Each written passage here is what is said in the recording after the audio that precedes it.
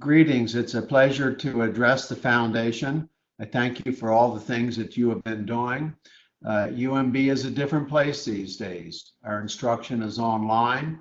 Our students are not doing their clinical experience activities.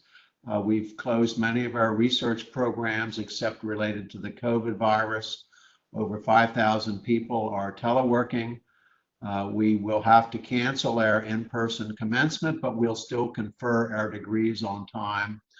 And the major budgetary impact that COVID has had on us relates to the clinical practices where revenues are down because we're gearing up for the acute problem and not seeing elective cases, et cetera.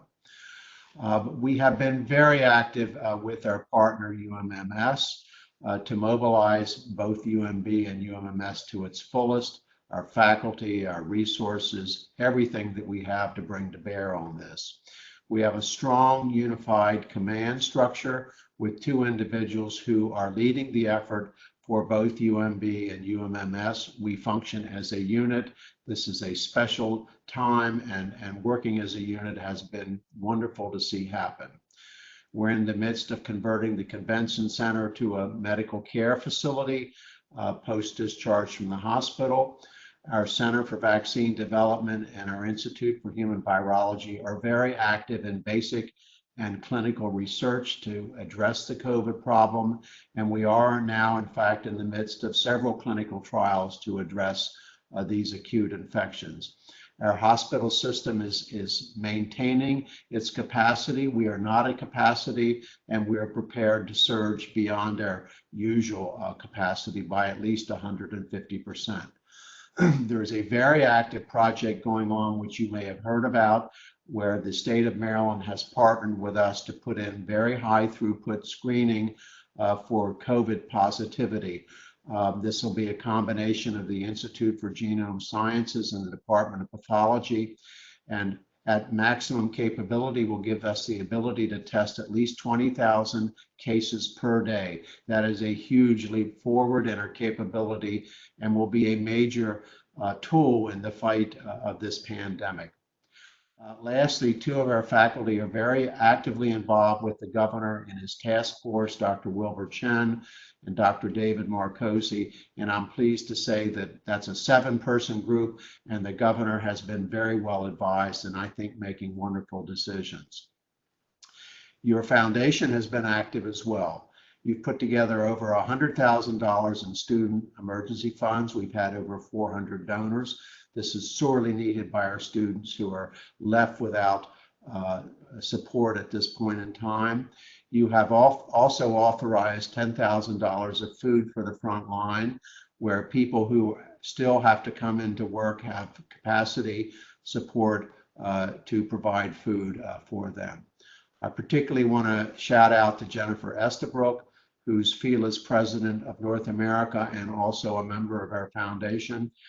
She arranged to have over 20,000 masks sent to the university for use in our medical center. Jennifer, thank you for this very wonderful gift.